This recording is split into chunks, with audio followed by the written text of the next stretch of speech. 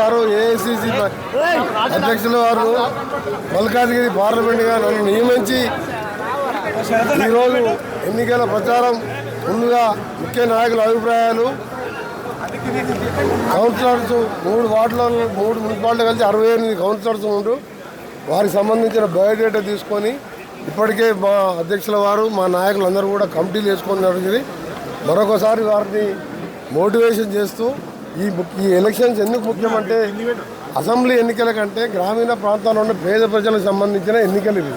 ఈ ఎన్నికలు గెలిస్తే పేదవాడు ఆపదలో ఉన్నా ఆ కుటుంబంలో ఏమైనా చదువుకోవాలన్నా ఎవరికైనా ఏమైనా ఇబ్బందులు ఉన్నా తీర్చే సమస్యలు గ్రామంలో మురికి కాలువల సమస్యలు కానీ మంచినీళ్ళు కానీ ట్రాన్స్ఫార్మర్స్ కానీ ఈ ఎన్నికలు ముఖ్యమైన ఎన్నికలు కాబట్టి వారికి 4 మాటలు చెప్పి 6 సార్లు గెలిచిన అనుభవంతో వారికి కొన్ని విషయాలు చెప్పడం జరిగింది. వాళ్ళు కూడా అందరు గట్టి నాయకులే ఉన్నారు. తప్పక నమ్మకం ఉంది. మా నాయకులు మా కార్యకర్తలు నేను కలిసి గట్టిగా ఉండి మల్కాజ్గిరిలో ఈ 3 మున్సిపాలిటీ గెలిపించి ముఖ్యమంత్రి గారు మాజీ పార్లమెంట్ సభ్యునిగా ఇక్కడికి వెళ్ళే ఉన్నాడు. ఆయన వారికి గిఫ్ట్గా ఇస్తామని మా నాయకులందరికీ చెప్తున్నా. ఆయనతో పాటు ముఖ్యమంత్రి గారు బిజీగా ఉన్నా మీ ప్రాంత అభివృద్ధి కోసం సపరేట్గా నా ఛాంబర్లోనే ఒక పిఏపిఎస్ కూడా మీకు ఎప్పుడు వచ్చినా అందుబాటులో ఉంటట్టు చిన్న పనులున్నా పెద్ద పనులున్నా మీ సమస్యల పరిష్కారం కూడా కృషి చేస్తాను. కానీ మీరు మాత్రం ఈ 15 రోజులు ఫుల్ టైం ఇచ్చి ఈ 3 మున్సిపాలిటీ గెలిపించి కాంగ్రెస్ పార్టీ 113 మున్సిపల్ చైర్మన్లు 7 మేయర్లు జరుగుతున్నాయి. 100 సీట్లు గెలవబోతున్నామని చెప్పి కేటీఆర్ గారికి మరీ చెప్తున్నా. మీరు మొన్న సర్పంచ్ ఎన్నికల్లో తప్పుడు ప్రచారం చేసి మేము 70% పైన గెలిచినాం. అందులో ఇంకా 10% మా రెబల్సే గెలిచిండు, అంటే 80%. వాళ్ళు ఏదో తెలిసిన 10-20%కే పోయి సన్మానాలు చేసుకుంటున్నారు. నిన్న ఒక విషయంలో ఏదో టెలిఫోన్ టాపిక్లో మాట్లాడుకుంటూ కేటీఆర్ గారు మాట్లాడుతున్న పోలీసు అధికారులను బెదిరిస్తున్నారు. ఇక 2 ఏళ్ళు అయితే వచ్చేది మా గవర్నమెంటే, మీరు రిటైర్ అయినా మీ సంగతి చూస్తామని. అయ్యా కేటీఆర్, నువ్వు మర్చిపోకు. మా అసెంబ్లీ అయ్యాక 6 నెలలకు పార్లమెంట్ జరిగితే 0 వచ్చింది. ఒక్క పార్లమెంట్కి గెలవలే.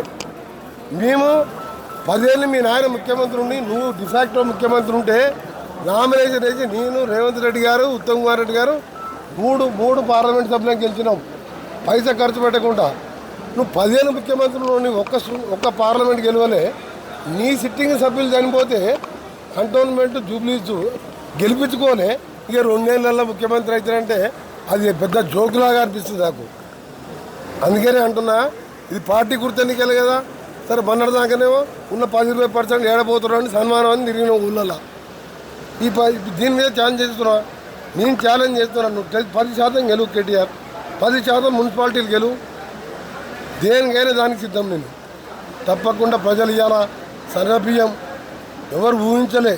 10 ఏళ్ళు రేషన్ కార్డులే ప్రింటింగ్ చేయలే. ఆయన లక్షల రేషన్ కార్డులు ఇచ్చి ధనికులు మాలాంటి వాళ్ళు మీలాంటి వాళ్ళు తినే పేదలు కూడా 50 రూపాయల కిలో సన్నబియ్యం తింటుందంటే 5 లక్షల ఇల్లు కట్టుకుంటారంటే ఇది ఏంది స్టార్టింగ్ మాత్రమే.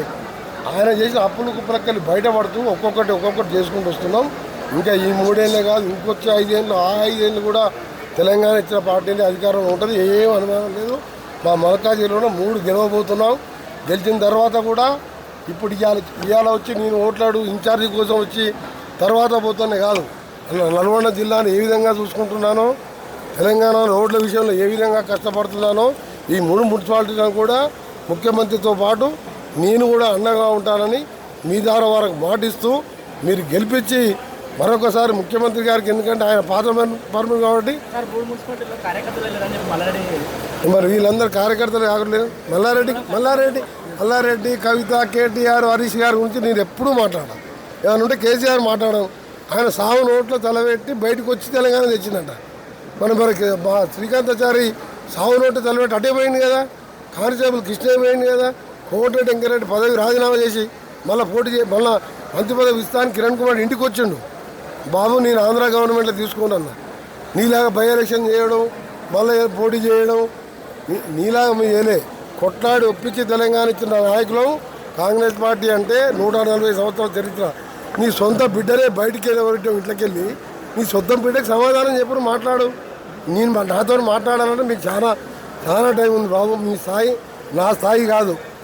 కేటీఆర్, హరీష్, కవితకు సమాధానం చెప్పురాయి. ఇవాళ కూడా ఏమన్నది మళ్ళీ ఏమో పేరు పెట్టింది ఆయన గురించి, హరీష్ రావు గురించి వచ్చినప్పుడు కార్లో టీవీ చూసుకుంటూ వస్తున్నాడు. అందుకనే చెప్తున్నా, కవిత ఏమన్నది, హరీష్ రావు, సంతోష్ రావు కాళేశ్వరం మీద దోసుకున్నారు, రావన్న జాగ్రత్త నిన్ను కూడా ముంచుతారని చెప్పి వాళ్ళు చెల్లి. అందుకనే ఆ లెక్కలు తెచ్చుకోరు.